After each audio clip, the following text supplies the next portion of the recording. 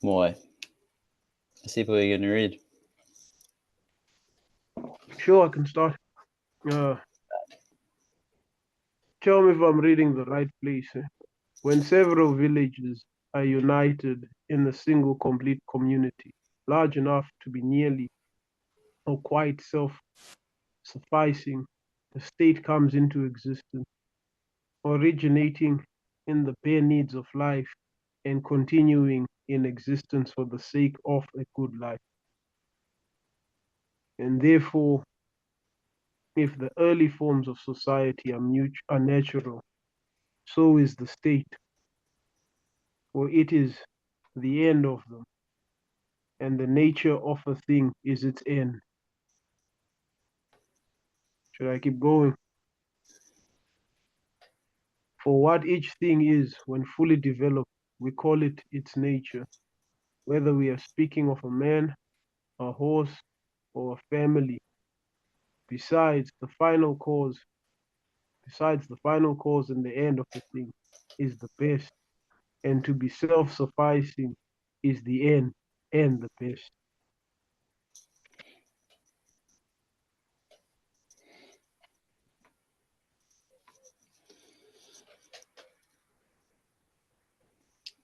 Shall we recap a bit? Should I keep Or going?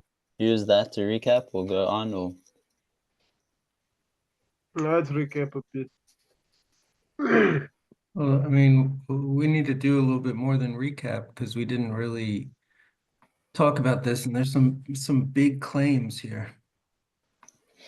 Mm. Most important being that the city exists by nature.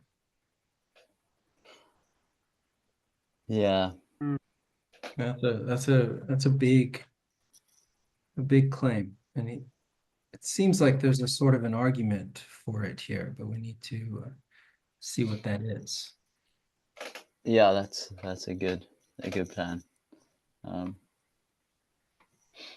Because that's where this man is a political animal, the associated material. Yeah, I think he's about to tell us that. But yeah, that follows from the this. state being by nature here. Yeah.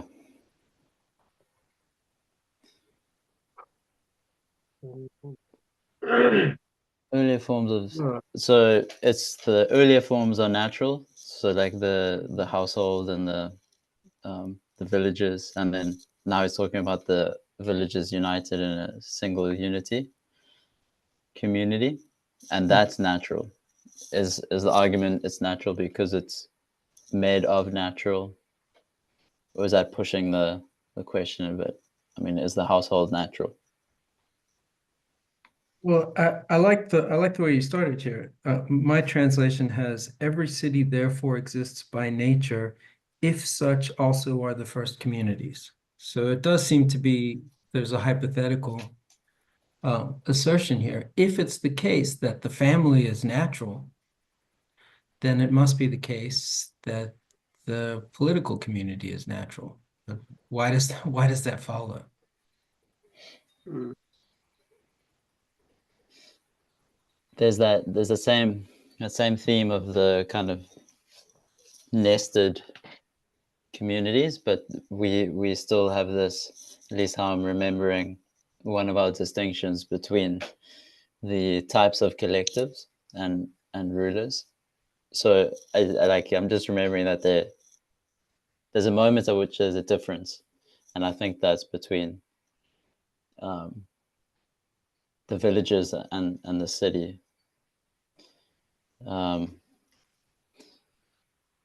But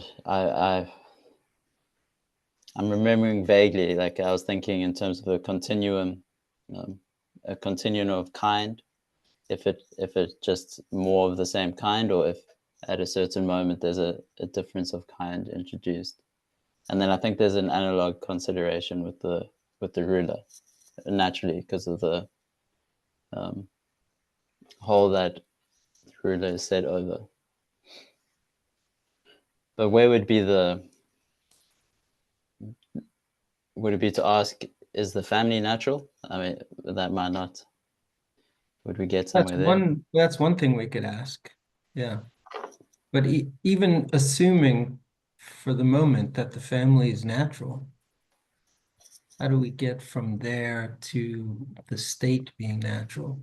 I mean, okay, you've actually you've given two different possibilities here.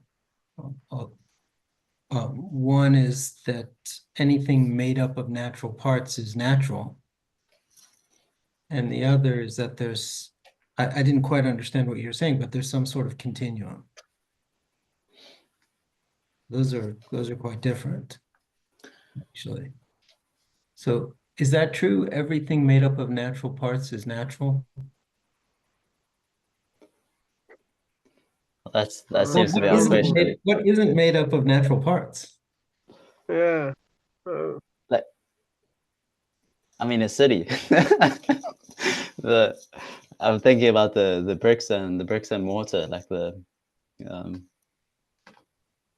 Isn't that natural part? Yeah. So, well, then how is nature being defined here? Natural, self-sufficient, or? Yeah, that's a big word. I'm glad you mentioned that word.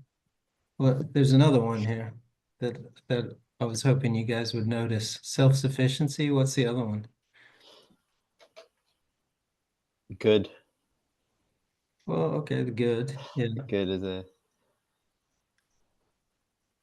Can't be a horse. He actually changes it a little bit here. Well, he uses the word end, but he also uses the word for complete. Why am I interested in those two words? You guys remember? Vaguely, I think. Yeah. Well, so if the early forms of society are natural, so is the state, for it is the end of them, and the nature of a thing is its end. So the nature of something is its end. The end, it would seem to be, of the households, of the villages, is the city. So the city is the nature of the family, the household, the village, in a way. Okay, good. So it seems to be something going on there that we're going back to the other point here. Somehow the nature is connected to the end. So just notice that this is the opposite of the first way you wanted to do it, Daniel. The nature is connected to the end. The city is the most connected to the end here. So the city, it's not just that it is natural, it's the most natural. The city is more natural than the family if the nature is connected to the end, because the city is more connected to the end, at least the main end. Okay. Well, what's the difference between a main end and an end?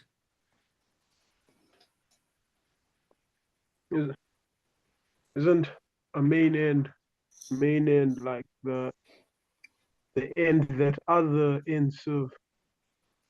The final end, the highest end. Yeah. Yeah, good. So how do we distinguish a final end from other ends?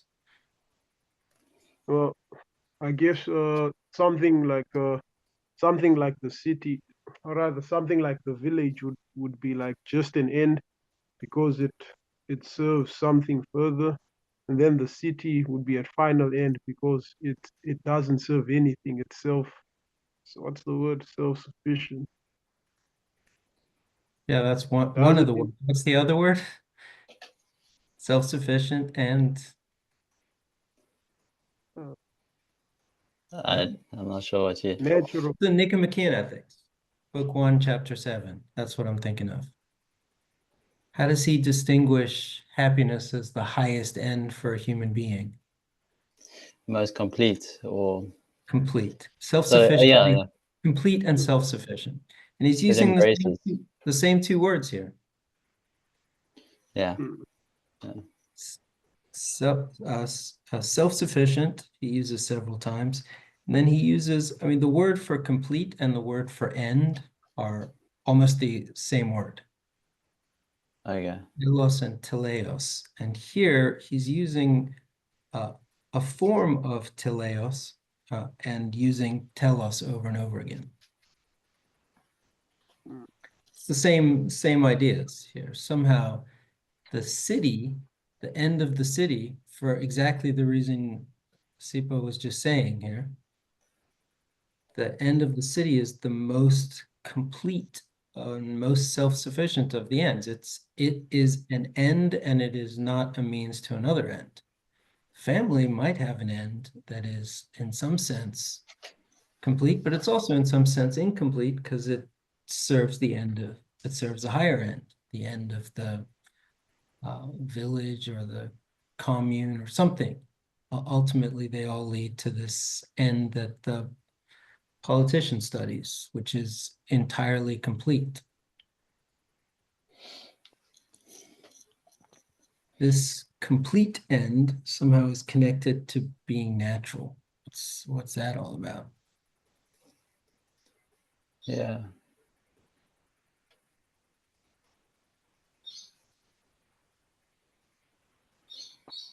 Yeah, that's where it seems to be if the earlier forms of society are natural, so if it's what it's, but that seems to just push the question. If the family is natural, what makes the family natural? That it is a family, that it completes itself because its completion is its nature, or You can keep going down. What are the parts of the family? The man, the woman, the master, the servant. Yeah, people. Mm, Are people natural? if they yeah. complete themselves, it seems. I mean, it seems that people are natural, so the parts of the family are natural. The family seems to be more natural than the person because it's the end. Somehow the person's end is connected to the end of the family. Although we've been noticing for a couple of weeks that there's seems to be some sort of double back and forth relation there. Oh, well, okay, so the family's natural. Now that means the parts of the village are natural. That means the village is natural. The parts of the state are the village. It all seems to be one big picture. We're getting it from both sides here. The city is natural because it's the most connected to the most complete end, which for some reason is natural. We still haven't talked about that. And it's made up of natural parts.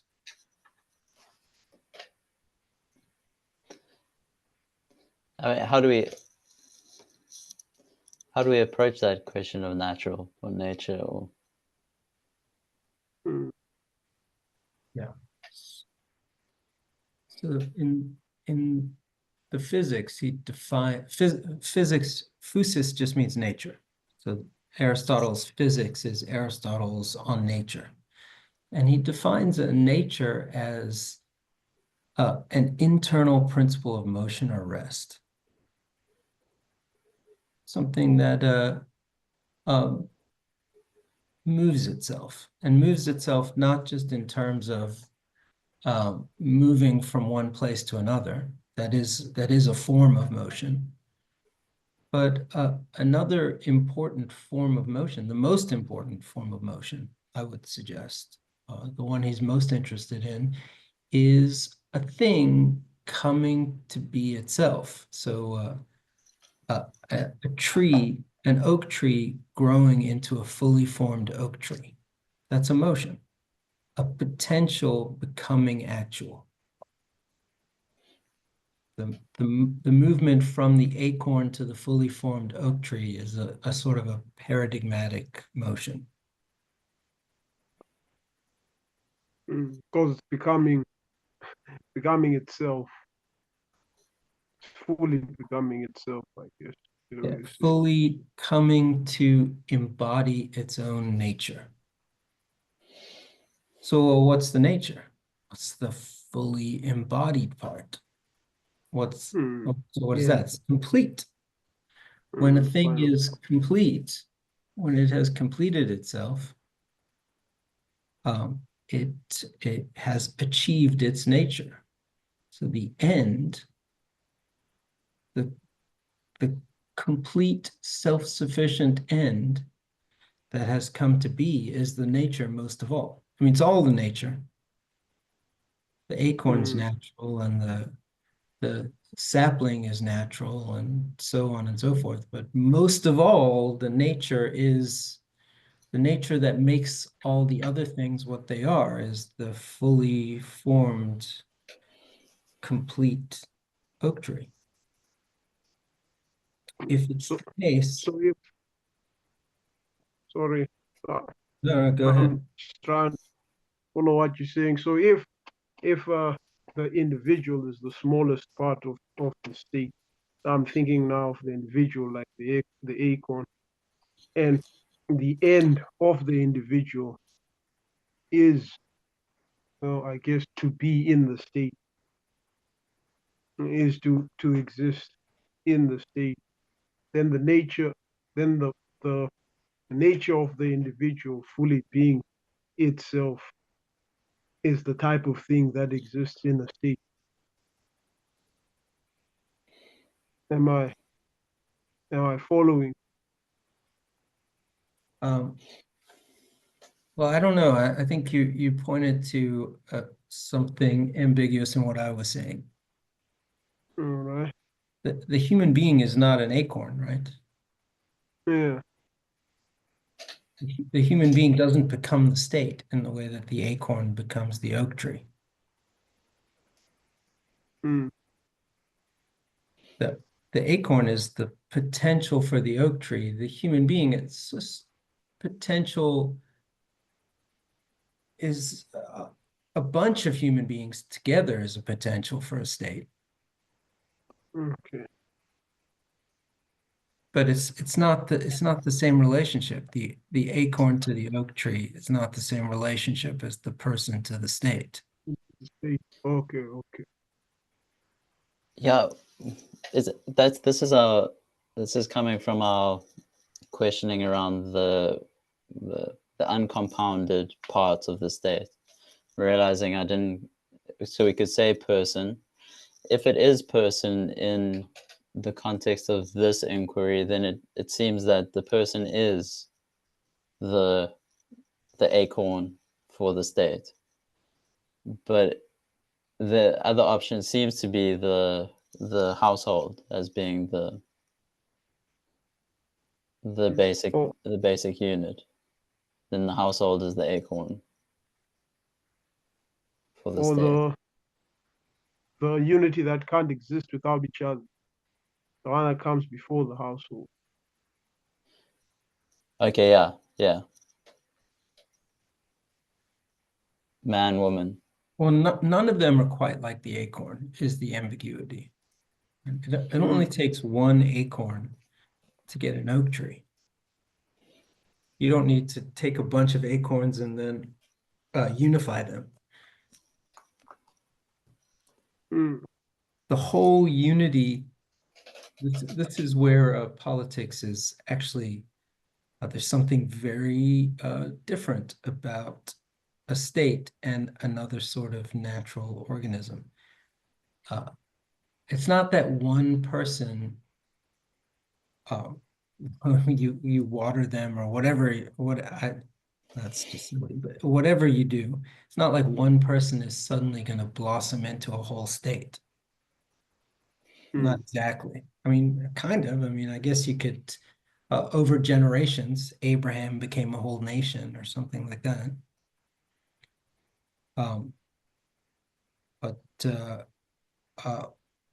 in general, there are a bunch of people together that become a state.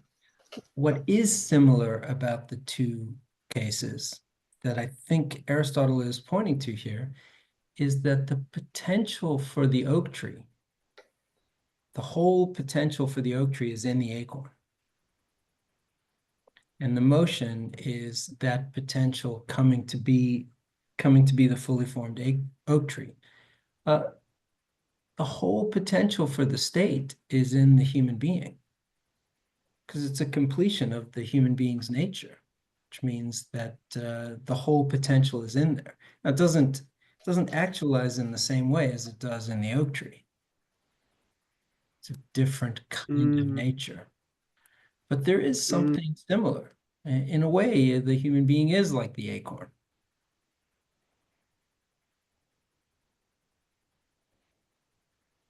And in that way, the state is natural. The polis is natural. It's the completion of the nature of the human being, or of human beings taken together. And it can never, obviously, can never achieve this completion without other human beings.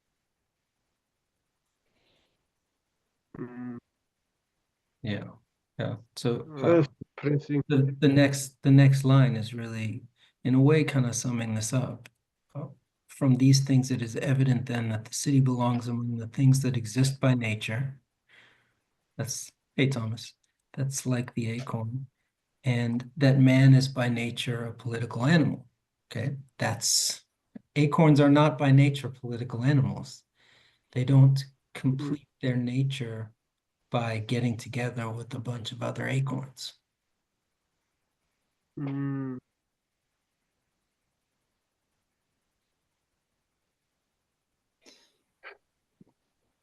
I don't know if this is uplifting or it's depressing, but yeah, I get you.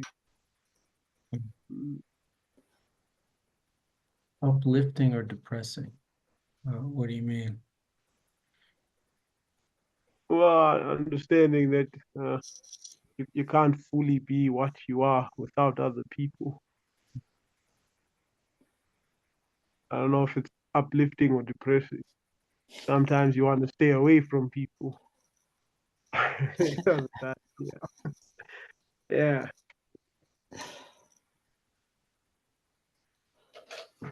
Yeah. Is that a sign or a cause of unhappiness to want to be away from other people?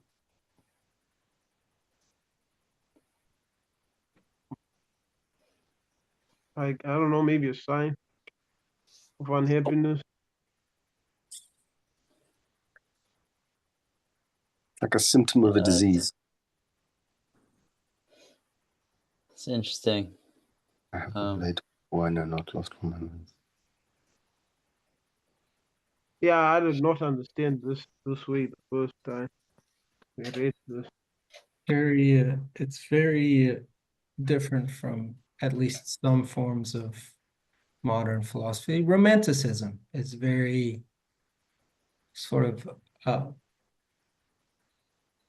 opposed to this. I guess opposed, it might be too strong a word, but Rousseau, somebody like Rousseau, where the ideal person is this sort of entirely self-sufficient woodsman who's self-reliant and can live on his own and do everything for himself.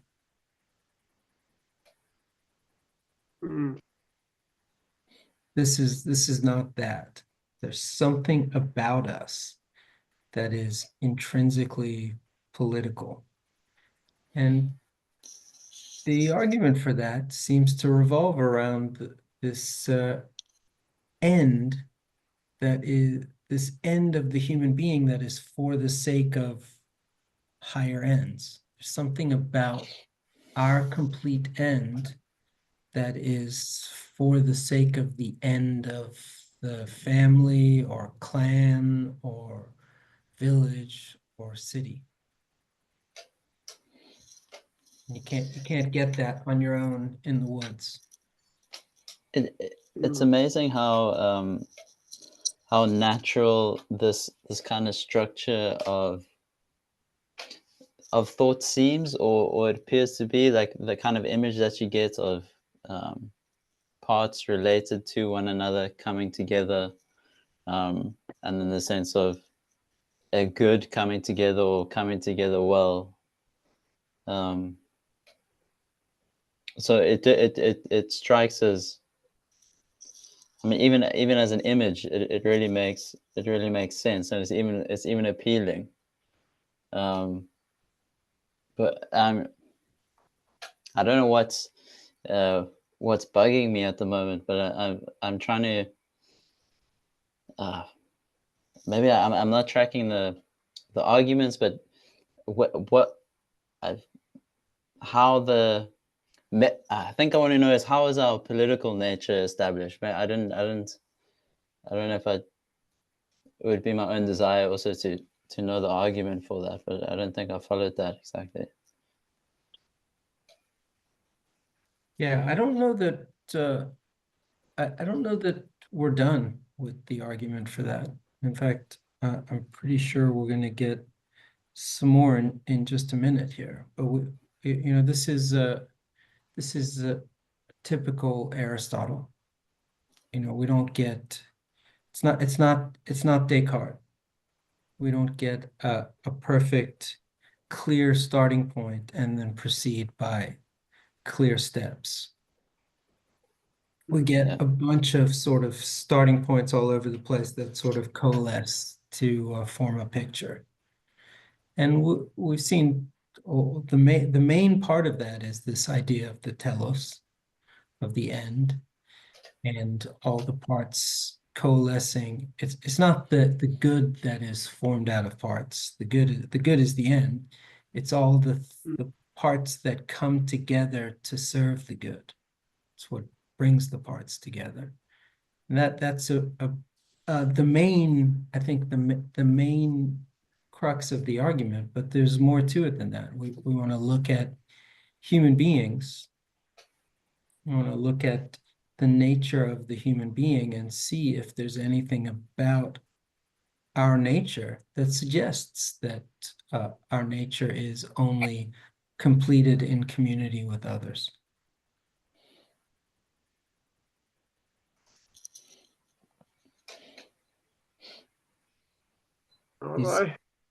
He's going to give us another argument for it in just a minute. Maybe we should read the next paragraph here. Sweet. I can read. So, hence, it is evident that the state is a creation of nature, and that man is by nature a political animal. And he who by nature and not by mere accident is without a state, i.e., or is either a bad man or above humanity. He is like the tribeless, lawless, heartless one, whom Homer denounces. The natural outcast is forthwith a lover of war. He may be compared to an isolated piece at drafts.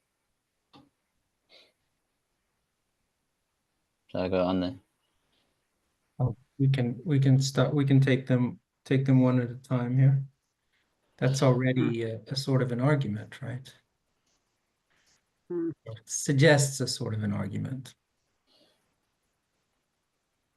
That the outcast and he who by nature and not by mere accident is without a state.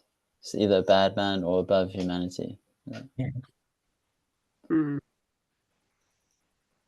So I think the way people usually take, I think it's from here that people get this idea that man is anybody who's not a social animal is either a beast or a god. Yeah, heard this language. The part about war was really interesting. Yeah, we can come back to that in a second. But why would somebody who doesn't need a state be like a god, be like a superior person? Aren't they already complete? Yeah, they don't need any help completing themselves. They're superior. What about the warlike beastly person? They're just a criminal. They don't respect any law. They don't need anyone. Everyone else is just for use. Well, why don't they need any? Why don't they need any?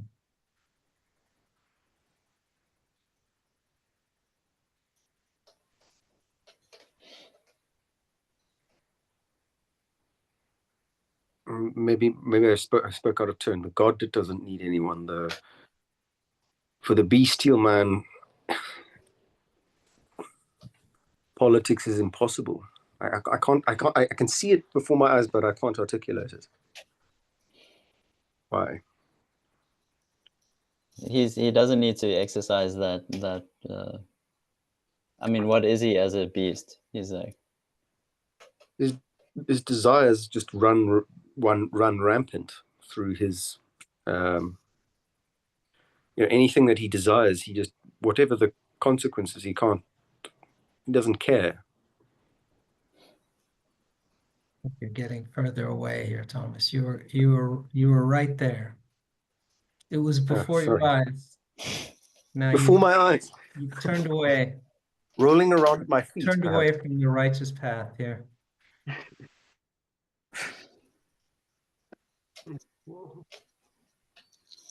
So the superior person doesn't need the state to complete himself, because he can complete himself independently. Why doesn't the inferior person? It seems like they should need the state even more. Do they even want to complete themselves? Why would I need a state if I don't want to complete myself? Are they convinced they're God already? Maybe not want. You can leave out the want. They're beastly, right? They can't. The state's not going to help the superior person because he doesn't need the state. The state's not going to help the inferior person, the completely beastly inferior person, because even with the state, they're not going to complete themselves in that way. They don't have that potential. Superior person has the potential, but can actualize it independently. The inferior person doesn't even seem to have the potential. That's why the way people usually talk about it is as like a beastly person. Yeah, and he who by nature, not by mere accident, is without a state. By nature, right? By nature. So the beastly person kind of completes themselves as a beastly person outside of the state, and so it's not in need of a state. When Thomas first spoke, I was thinking about how our consideration of the ruling principle of the soul, and that as it came up, I think, as almost like a prerequisite or a manner of engagement within a state or in a state to be ruled or to so is a beastly person missing the capacity to be ruled?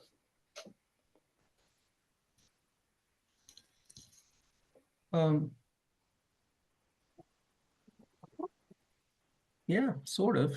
I mean, maybe there's a clearer way to say it. I think that will follow from it. Maybe the clearer way to say it is that, at least in terms of the way these passages are moving, is that the potential, the good that the rest of us derive from being in a state, the end that we achieve by being in a state, the beastly person doesn't have the potential to achieve. So why put them in the state? Well, it's not going to help them. They can't achieve that good anyways. I'll do it again. The superior person can achieve that good without the state.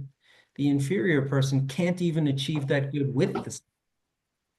So neither of them need to be in the state.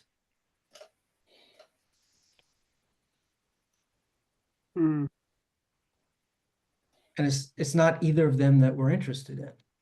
Go ahead, Thomas. You were about to say something. No, I just remember my dad thinking of Nietzsche, like the man walks the tightrope between God and beast. Sorry, this is I know you dislike the introduction of other texts. No, I introduced Rousseau as well. I'm just as guilty as you are. Okay. So then this the natural outcast is forthwith the lover of war. Yeah, that's interesting.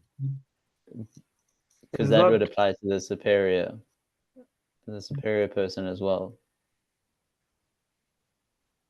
Is that because war seems by nature to be something? Well, the state seems to be unifying, and war by nature seems to be what's the opposite of unifying? Separating. Seems to be destructive in the sense that it separates a unification. Is that why he's saying that? I think the bestial person, I don't know, I just think of it through an example. It's like psychopaths really enjoy war because it's an opportunity to where their lack of restraint finds expression. No one really notices when you go wild with the flamethrower in war. It all gets sort of underwritten. People just kind of write it off. But if you do that during peacetime, people tend to notice and get upset. That psychopath still, he's in the army, he's part of it, like in the state. So I see what you mean. But he gets a great opportunity to explore his tendencies. Tendencies. This is what find himself. Express himself. So it seems you're tying. It seems, I don't know whether I'm hearing you well, Thomas, but it seems you're tying him more to. You're tying the beastly person more to a form of lawlessness. Saying is beastly causes lawless. Is that what you're saying? He recognizes no higher authority.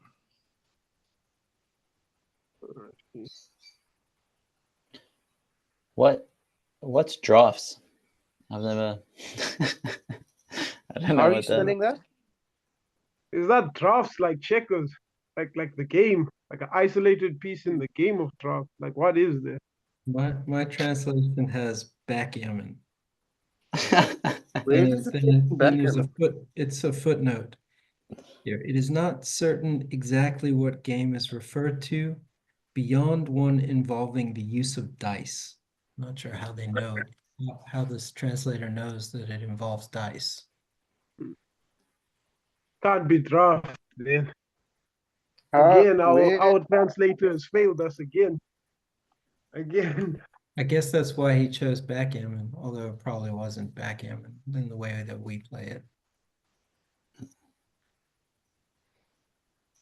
An isolated piece, yeah. Because usually there's two sides on a game, I'm assuming. And then,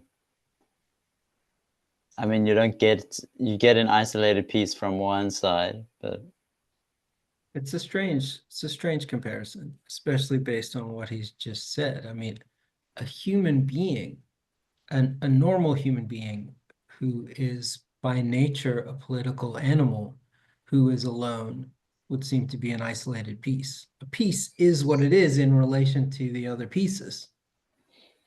This guy seems to be something else entirely. It's not a piece at all. He's inferior to a piece. It's a strange passage. Natural. The river is natural and fit. It's strange to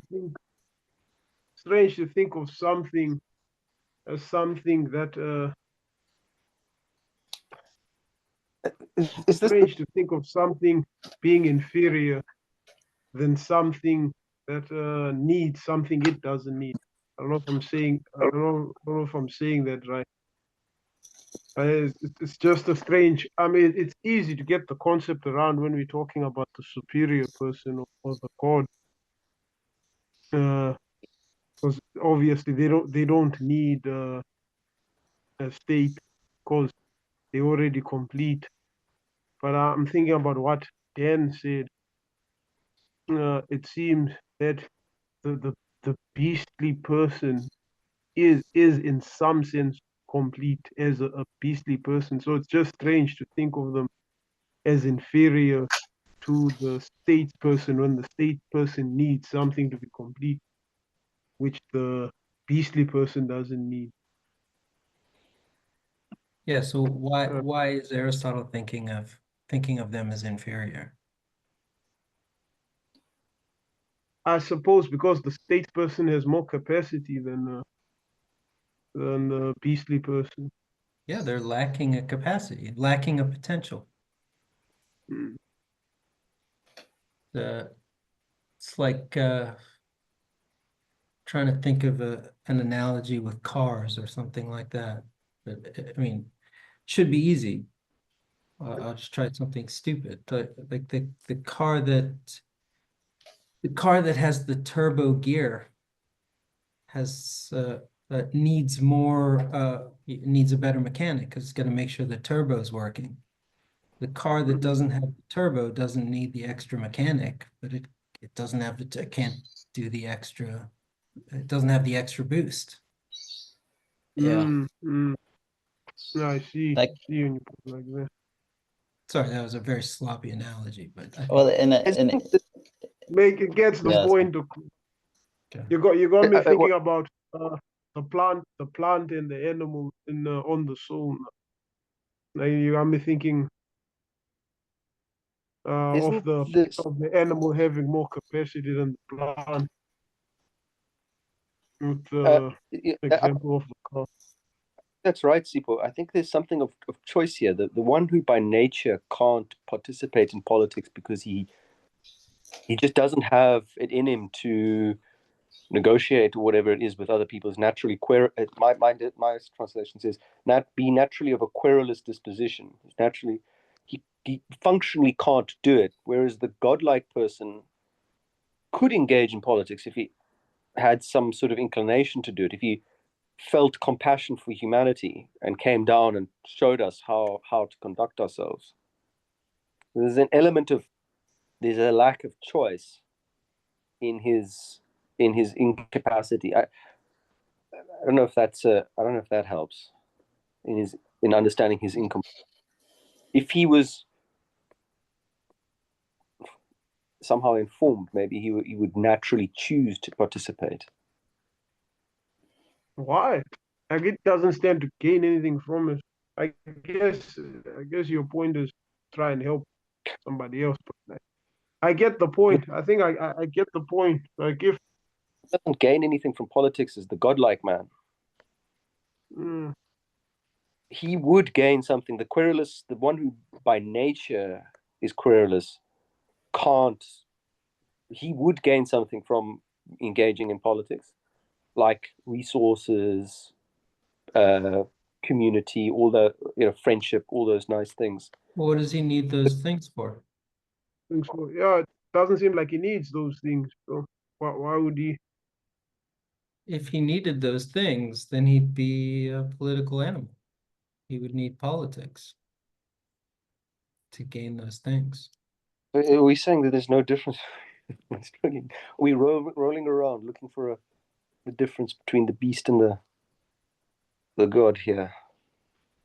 Yeah, Seems there is a maybe we're ready to move on to the person who actually does need politics, the human being, the one who does have this potential for something higher than what he can achieve on his own in an isolated state, whatever that is. We still don't know what that is. We still don't know what this all important end is. but Aristotle just keeps reaffirming how important it is. Trance-inducing. What's that, Daniel? Right. That's a trance induction. You keep emphasizing the importance of an unspecified, specified category, or before you give it like a content. But that's just about this.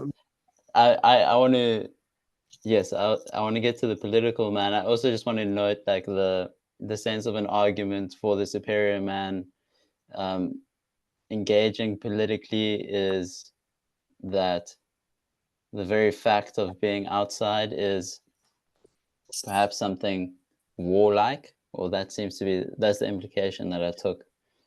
And then just the phrasing of lacking potential is very against our kind of common sense notions of nature. You know, like if an acorn doesn't lack, an acorn can't be given potential, or it can't have potential taken away. It has the potential to become an oak tree or not. But then there seems to be a, in the naturalness of a person, there seems to be potential that can be given or potential that can lack. If it can lack, it can be given. So then the political. Why are you saying that? Why am I saying? Yeah. Why am I saying a person can lack potential? That somebody can be given a potential that they don't have. Because they can lack it.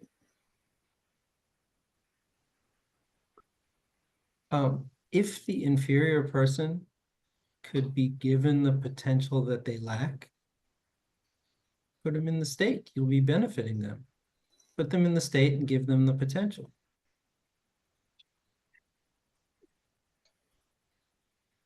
I think the point here, and you know, these are not people. All people belong in states.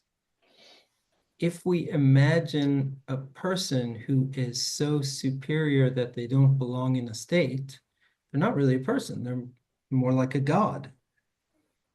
He's calling it a superior man here, but it's not really a man, and not in the sense that we're interested in. It's not a social animal. And if this inferior person is really inferior, this is why people talk about it as gods or beasts. It doesn't have the potential.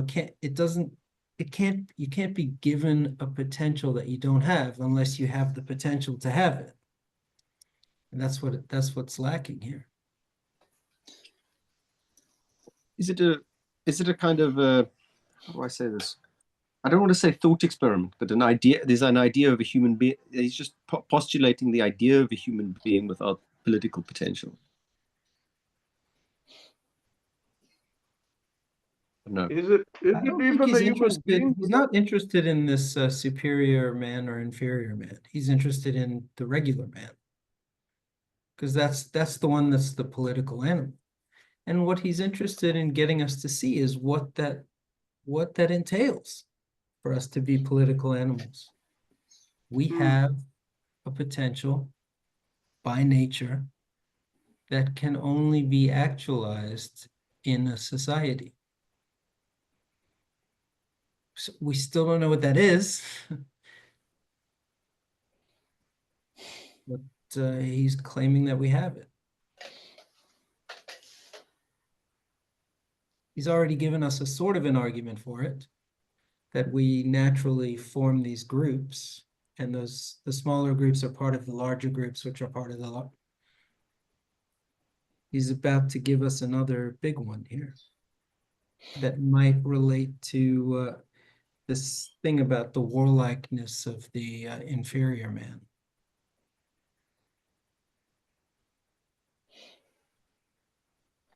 Shall we read? Yeah, let's see what happens here. Yeah.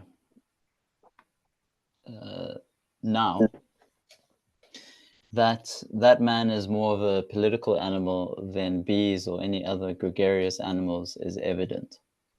Nature, as we often say, makes nothing in vain, and man is the only animal whom she has endowed with the gift of speech. Okay, does the gregarious or more of a political animal than bees? Okay, it's evident. Maybe I continue, but and then speech comes next. Shall I continue? Yeah, just finish this Yeah. part of the speech here. So, I'll read again a bit. Make nothing. Nature, as we often say, makes nothing in vain, and man is the only animal whom she has endowed with the gift of speech. And whereas mere voice is but an indication of pleasure or pain, and is therefore found in other animals. For their nature attains to the perception of pleasure and pain, and intimation of them to one another, and no further. The power of speech is intended to set forth the expedient and inexpedient, and therefore likewise the just and the unjust. And finish the paragraph, and there's a lot to go. And it is a characteristic of man that he alone has any sense of good and evil, of just and unjust, and the like. And the association of living beings who have this sense makes a family and a state.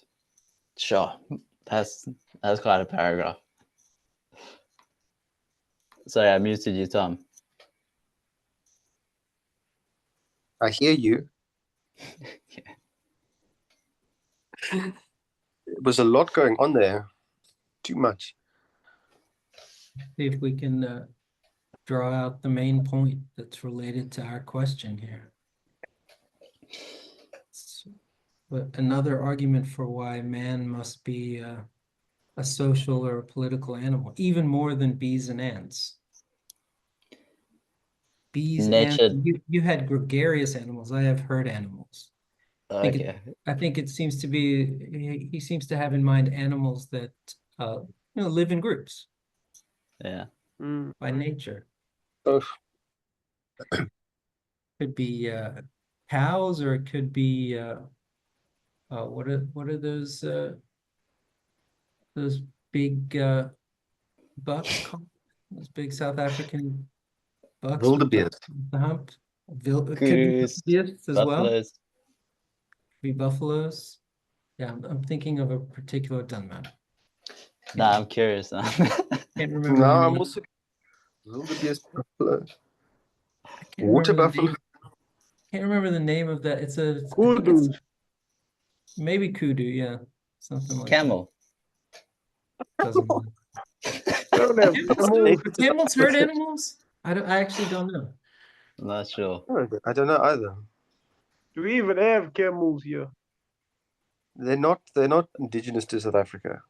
I don't think. I've never seen one ever here. So I think it's the British evident. It's evident that we are gregarious, along with the camels and the buffalo and the cows, and the bees. And nature never makes a mistake. Even more gregarious. Even more gregarious, and that's evident. This is because of speech, right? Language. Yeah. Yeah. How does that work, Sipho? I suppose since we have the capacity, a capacity that's larger than just to express pleasure or pain, we seem to be something there. I don't. Now I'm getting the Thomas effect where it's in front of me. There seems to be something about my being God. lawful that's tied to language. Eland, that was the one I was trying to remember. Eland. What? Okay. Eland, sorry. Oh, Eland. oh, The Sipho, I think this part that you're getting at, the mere voice is but an indication of pleasure or pain, and is yeah. therefore Which found is in other animals. this is just making a sound of like when, like, I mean, so I guess it's off the point, but just today we saw a thing, a goat crying out in pain. Then all the other goats were like traveling towards it. And it was like, yeah, clearly, yeah, it seems that their voice only exists to express pleasure or pleasure or pain, but it doesn't seem to be as intricate as speech. And I guess what I'm wondering about this is, it seems that speech is tied to an understanding of good and evil, and just and unjust. Just and unjust is the ones he uses here, yeah. And expedient and expedient. Yeah, Other animals don't argue about whether or not they're Something's just. behaving justly or unjustly. yeah. Pain and pleasure, pleasure is that determination for them. The power of speech is intended to set forth the expedient and the inexpedient. Does everyone have the same translation? Let me just I check have that. the same translation as you. Like I have the exact same translation you have. Okay. Advantageous and harmful is what I have. Okay. I just same. So the difference then in terms of pain as harmful, pleasure as advantageous, is then in Seems to. the just and the unjust. Well, animals, what was your example, Sipho? A goat? Is that what you saw crying? Yeah, the goat wasn't crying because something was not advantageous to him. It was just crying in pain. We get So it's more. Okay, sorry. No, I'm thinking. go So ahead. it's a base expression of desire. What I mean is, they have desire in the sense that they don't desire to be in pain, and they just cry out when they're in pain. That's what they're expressing.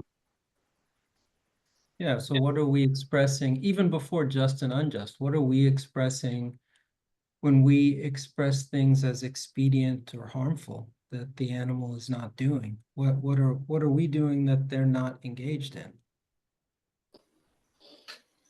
It's really a kind of forethought.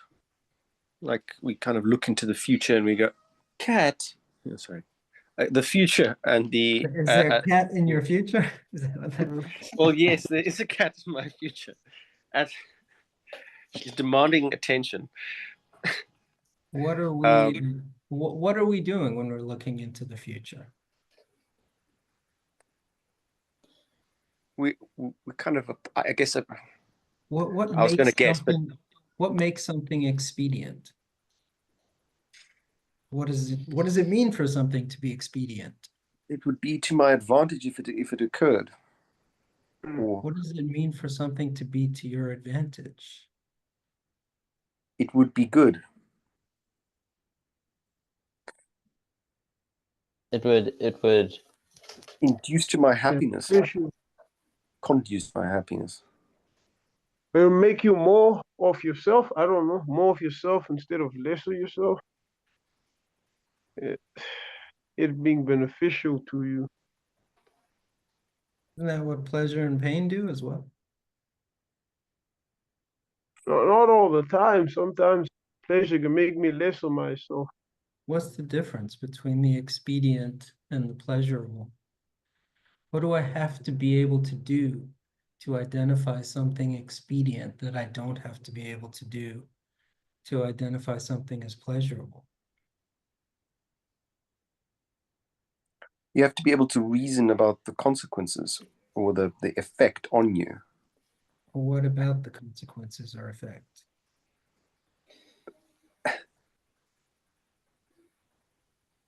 You have to see the difference between good and evil. I mean, a pleasurable thing is just pleasurable. There's a kind of muting of. I'm speaking in vague ways here. Yeah, try to use Aristotle's vague terms instead of your own vague terms. Okay. What is expedient understood in relation to? to the end, to Some your end. end. Yeah, you got to set an end. A particular end. But does that get us away from the pain and pleasure as that same determination? Well, pain and pleasure, you don't get to decide what is pain and pleasurable, painful and pleasurable, right? It's determined for you. The end is set. It's probably some sort of functioning of your body. That's the way most people understand pleasure and pain. And pleasure is at least somehow it could be grotesque, or it could be distorted, but pleasure is at least in some way related to what is conducive to the functioning of your body, and pain related to what is prohibitive of the functioning of your body. But you don't get to set that end. It's just set by I don't know, nature, something outside you. But you get to decide what's expedient, because you get to decide what it is that something is expedient for. You get to set the end. Same, even more so with justice. I'm feeling excited because of our sense that the naturalness of the state. So there's a sense in which the pain and pleasure from the body that is in a state is or can be that determination of expedient and inexpedient. I don't want to. I'm going to bring in something else, but the sense that ideology functions very spontaneously. So our sense of what is right or wrong, because of our spontaneous reactions to what we encounter, this conveys this kind of sense of naturalness because of its spontaneity. But that's coming from the group that we've identified with, that has made that has given the determination of what is expedient, what's inexpedient. Well, I don't know, Daniel. You got to be really careful with words like spontaneity here, okay? Because what our spontaneous reaction, we tend to think of our spontaneous reaction as natural, set by nature. Maybe it's set by the state. Hopefully, a good state will set the right spontaneous reaction. But what else is a spontaneous reaction set by, according to Aristotle? I'll just tip you guys off on my method here, so you know how to deal with me. This has nothing to do with anything other than just getting me to shut up. In relation to the politics, when I ask a question like that, I'm probably going to be referring to the Nicomachean ethics. Okay. What does it mean to set your spontaneous reaction in the Nicomachean ethics? What's the word for setting spontaneous reactions? You remember? Virtue, the mean. Habit, isn't it? Habit, habituation. Habituation. Yeah. You Habituating habituate virtue. yourself to having the right spontaneous reaction. In other words, I read my Aristotle, so I have the right spontaneous reaction. no. You don't read your Aristotle and learn the spontaneous reaction. You learn intellectual virtues. You learn the end. You learn the good. The spontaneous reaction you can't get from reading. How do you get it? By doing it. Practice, yeah. Habituating yourself, doing the action over and over again. So all this is to say, Daniel, you got to be careful saying that it's a spontaneous version of pleasure and pain. Okay, both are spontaneous.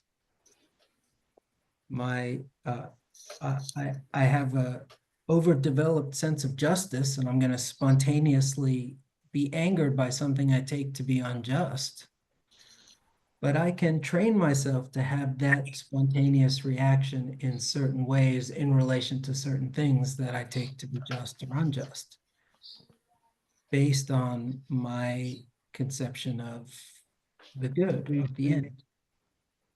Yeah. This I think I'm trying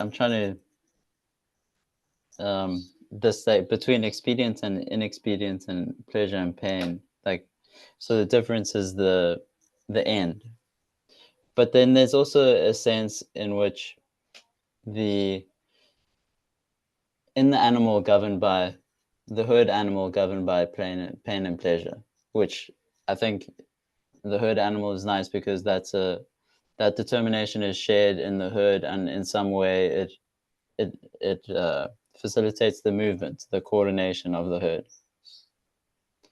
So then the state that gives that determination, that gives an end, the thread might be crumbling here, but I'm trying, like, between inexperience and pain, like, where does that difference come in?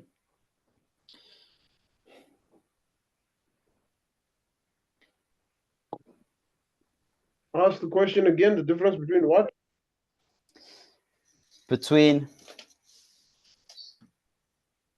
I think I'm asking the difference between a herd and a village or a city, and we can say the end.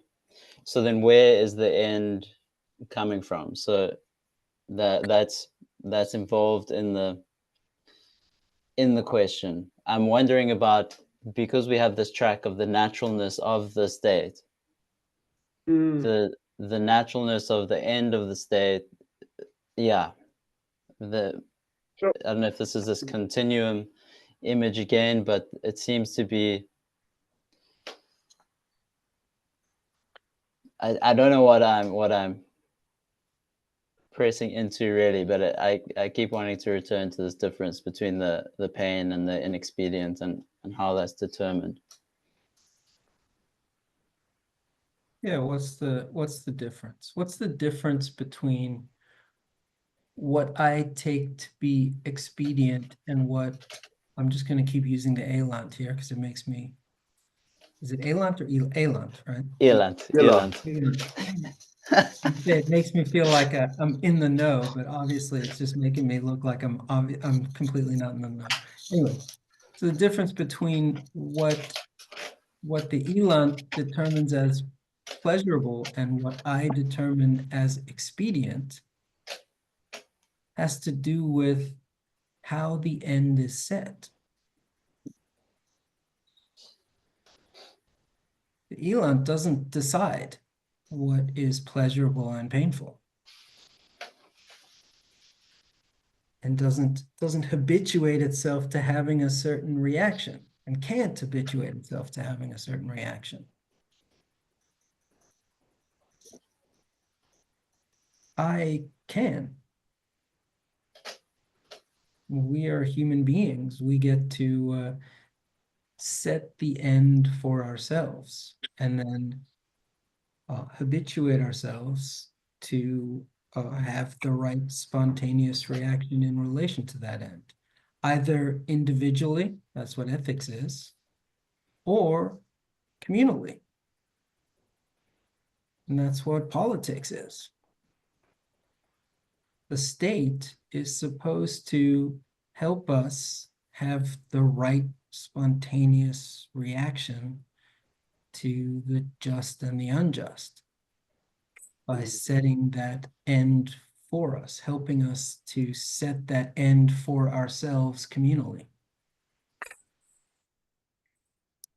Sorry, I'm laughing. I'm just thinking of our modern states don't really seem to do that.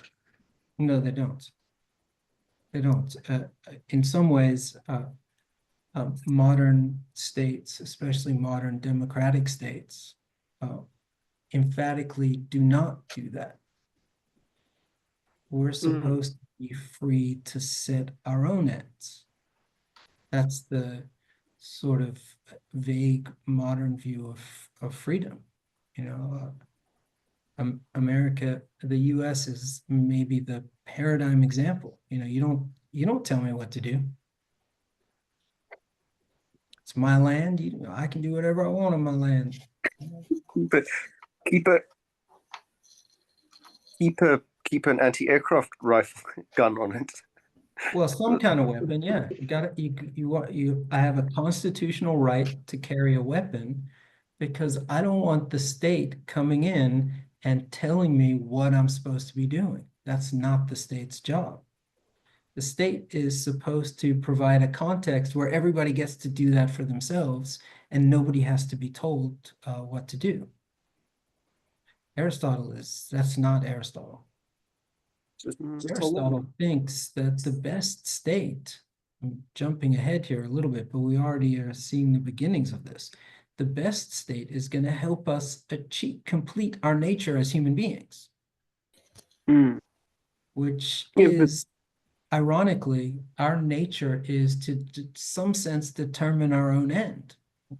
Everything else is nature, the ants and the herd animals, their nature is to have some end set for them. The acorn and really everything that doesn't have significant speech like we have has the end set for them. Our end is to set our own end.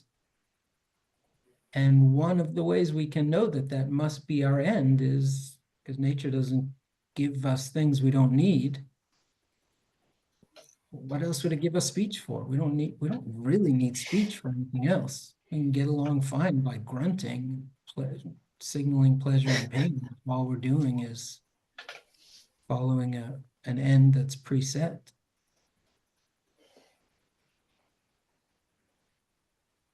I guess the one benefit to the modern democratic state is if the state was going to drag us in the wrong direction, you at least have an opportunity to find the right direction. Yeah, Aristotle is putting a huge onus on the state. Politics for Aristotle is in some ways far more important and fundamental than it is for us. We live in a Rousseauian age. You know, our native state is to be in the woods, self-sufficient in the woods. Self-sufficiency is our highest calling, and we're just in the state because we're weak. Aristotle, okay, a god is self-sufficient, but no, our natural state is to be in a political state. There are things that we can't do on our own, whatever those are.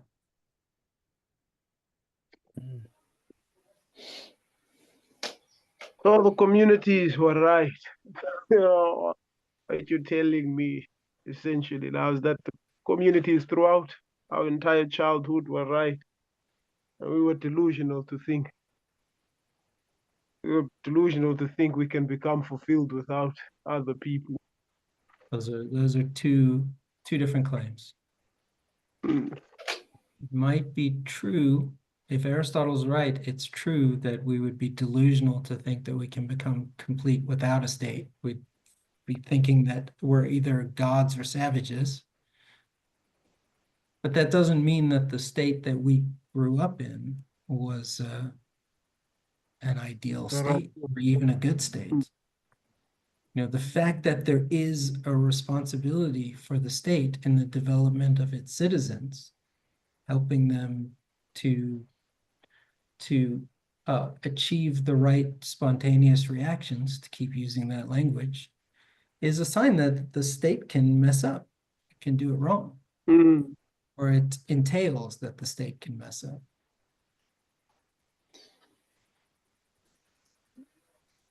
Do we not get from our from our beginning quite a radical claim that it's not even a state if there isn't a shared end.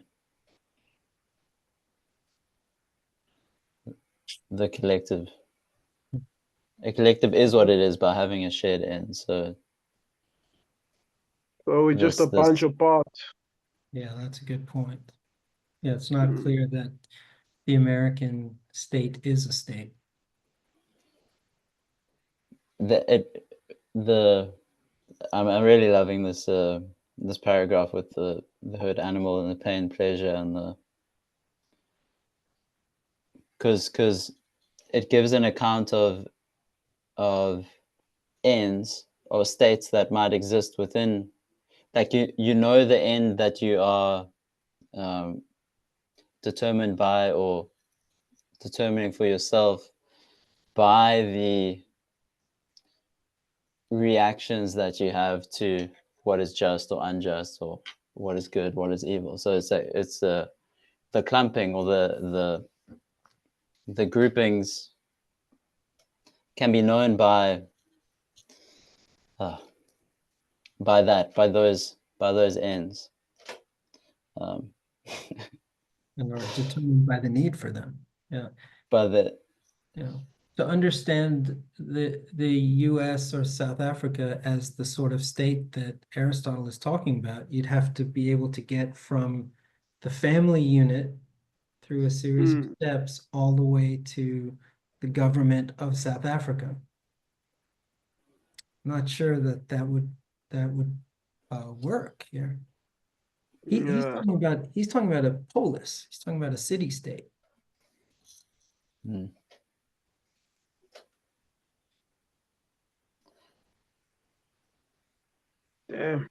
I mean, it might be just like.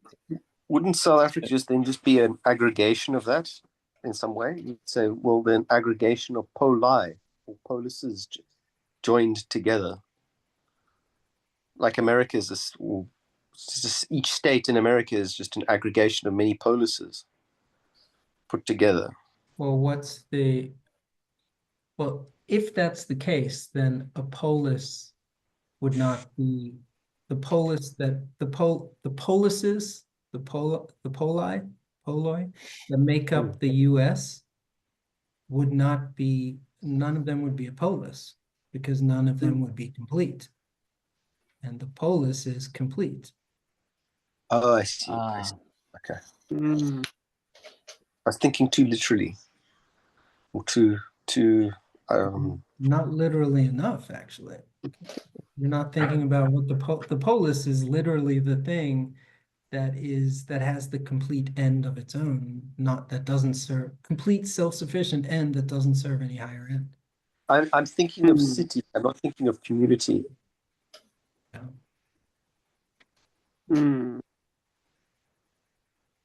And then there's the question: what binds South Africa or the United States together?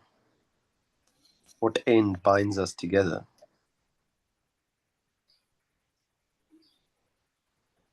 What the hell knows? Make it worse. If there isn't one that's binding South Africa and the US together, or for that matter, at least on Aristotle's account, binding South Africa together with itself, or the US together with itself,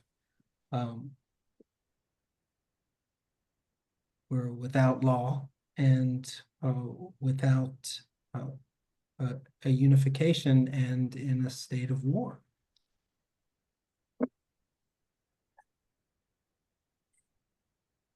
That's fun. Sounds like we could go. It's too grim to contemplate where it could go. History is not. You don't need Aristotle for that. No, you don't. To do a bit of what did we go? Forethinking. Look backwards to get a bit of forethought about that. I'm sorry, can everyone hear me? Because my neighbor, I can hear you, my neighbor has decided it's a good time to start revving up his like a lawnmower, but for your hedges. Mm. Zoom No, the It doesn't seem like cutting that out. Sorry. doesn't seem Betray. like you live in a polis. Seems like you and your neighbor are in war. Yeah, we are. Incidentally, he's Cuban. What? He's Cuban, and yeah. Oh, those guys love cutting hedges. They're notorious for it. Like, bruh. Should Guys, we? I have to Yeah. go in 10 minutes. Okay, Yeah, let's read one more passage and see Yeah. what happens here. Are we at 1253 A20? Yeah. Further, it's quite a long passage. Yeah. Further, Mm. the state is by nature clearly prior to the family and to the individual, since the whole is of necessity prior to the part. For example, if the whole body be destroyed, there will be no foot or hand, except in an equivocal sense, as we might speak of a stone hand. For when destroyed, the hand will be no better than that. But things are defined by their working and power, and we ought not to say that they are the same when they no longer have their proper quality, but only that they have the same name. The proof that the state is a creation of nature and prior to the individual is that the individual, when isolated, is not self-sufficing, and therefore he is like a part in relation to the whole.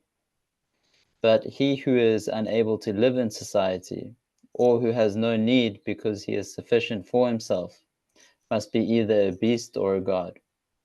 He is no part of a state. A social instinct is implanted in all men by nature, and yet he who first founded the state was the greatest of benefactors. For man, when perfected, is the best of animals, but when separated from the law and justice, he is the worst of all. Since armed injustice is the more dangerous, and he is equipped at birth with arms, meant to be used by intelligence and virtue, which he may use for the worst ends. Wherefore, if he have not virtue, he is the most unholy and most savage of animals, and the most full of lust and gluttony. But justice is the bond of men and states, for the administration of justice, which is the determination of what is just, is the principle of order in political society.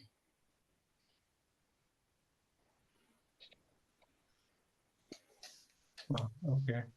So that's the Shit. dialectical completion of the argument here. It's not just that the state is natural, it's the most natural. Did not see that coming, but yeah, it makes perfect sense. Perfect sense. So why is the state the most natural?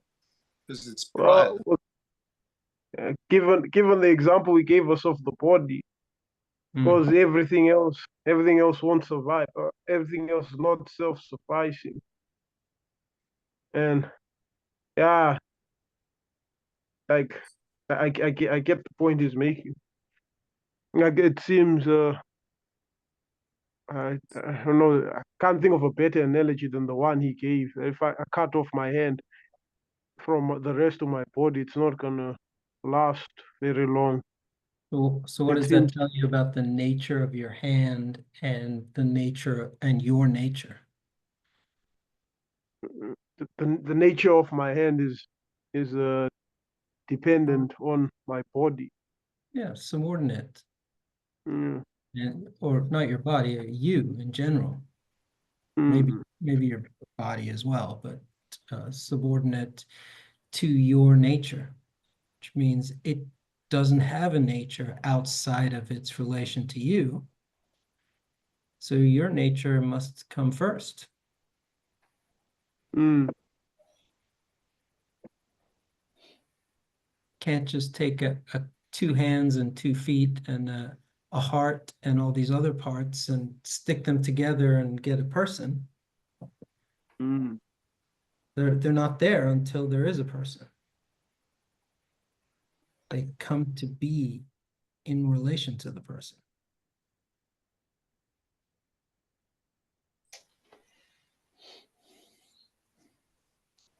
Initially,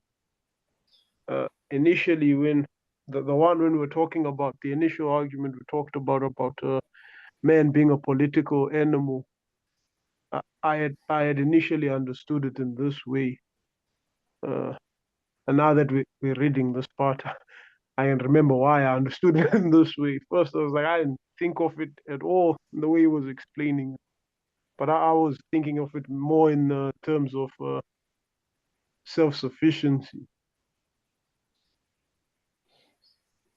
Yeah. So self-sufficiency, the Greek word I think is something like self-ruling. So whereas the herd animal isn't self-ruling, its statement of pleasure and pain is there's nothing self-ruling about it. It's predetermined because the end is predetermined. Our statement of expedience or justice is we determine it ourselves by setting the end.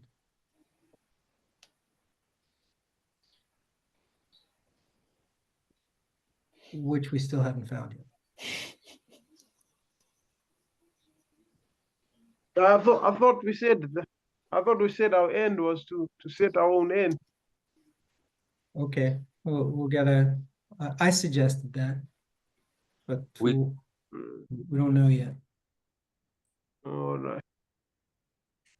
All right. Oh, for a second, I misheard something.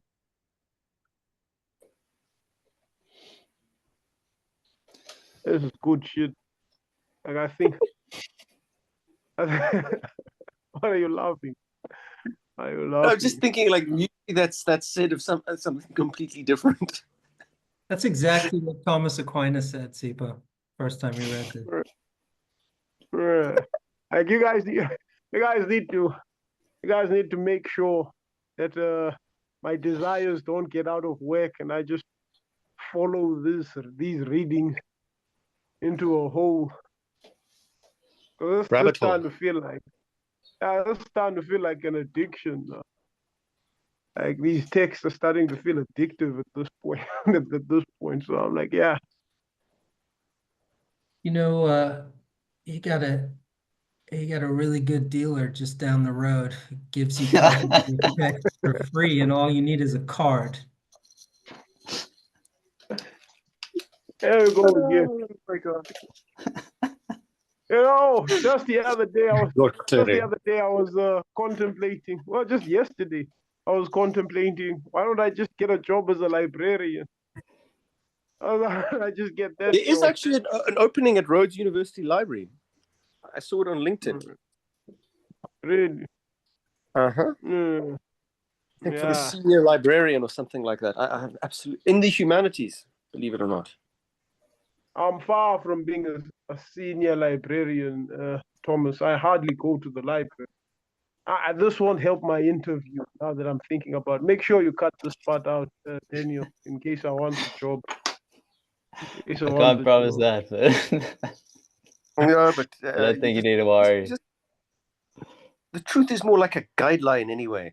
Just fudge the facts.